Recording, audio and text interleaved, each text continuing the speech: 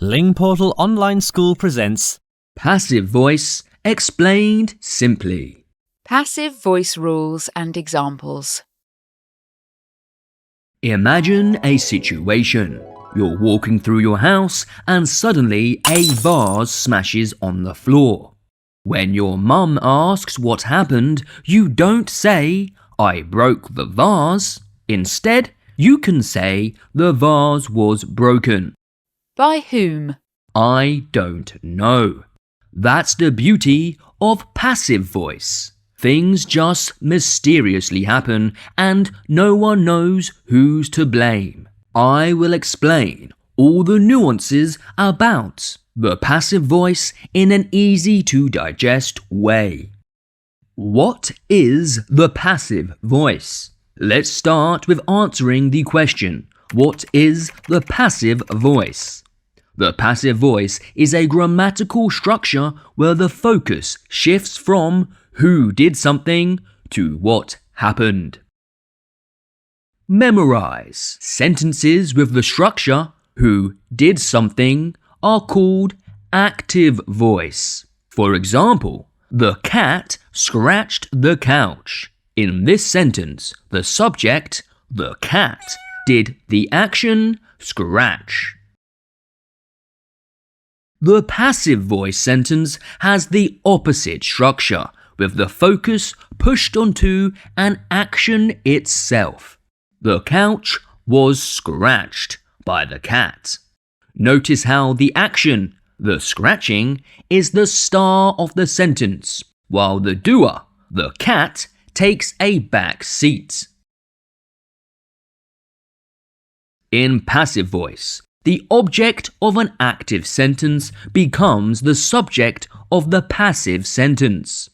It usually follows this pattern: subject plus form of to be plus past participle. It is not always necessary to add who or what did the action. If we want to mention a doer, it is introduced by the preposition by. More examples. Someone stole my sandwich. My sandwich was stolen by someone. Leo Tolstoy wrote War and Peace. War and Peace was written by Leo Tolstoy. When we use the passive voice and when we avoid it. It is very important to understand the situations when it is worth using the passive voice. We use passive voice when the doer is unknown or irrelevant. Sometimes we don't know the doer. For example, the windows were broken last night. Who broke them? We don't know.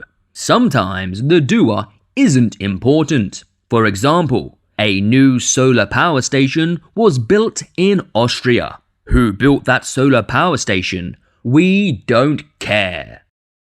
When the action is more important than the doer.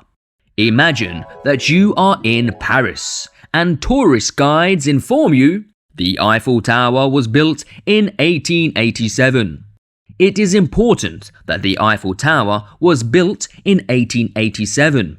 What is the name of the architect? Not as important as the fact that it was built. When you want to be diplomatic or vague, a teacher in the class says, Several mistakes were made. Sure, the teacher perfectly knows by whom. Let's not point fingers. When discussing a well-known fact or rule, for example, Lake Baikal is known to be the deepest lake on Earth.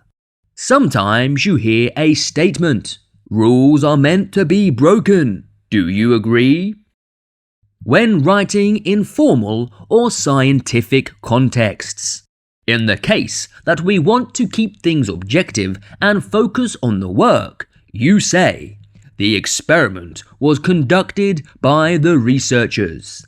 In many reports, you can find sentences like that, as the passive voice is considered to sound more academic. When to avoid passive voice. There are situations when the speaker should be clear, so we need to avoid using the passive voice. These are the following situations. When clarity is key. Imagine the situation in which you have to inform someone who did something. John crashed your car. This is an active sentence which presents clear information. Compare this, done in the passive. Your car was crashed. Oh no! Who did this? When it makes the sentence unnecessarily complicated. For example, you chat with a friend about fashion. They designed a new style for a casual dress. Imagine you say this in the passive. A new style was designed by them. It sounds a little bit ridiculous. When you want your writing to be more dynamic and engaging, the active voice is usually more direct and energetic, especially in storytelling or persuasive writing. Compare, the hero saved the day. The day was saved by the hero. Useful phrases.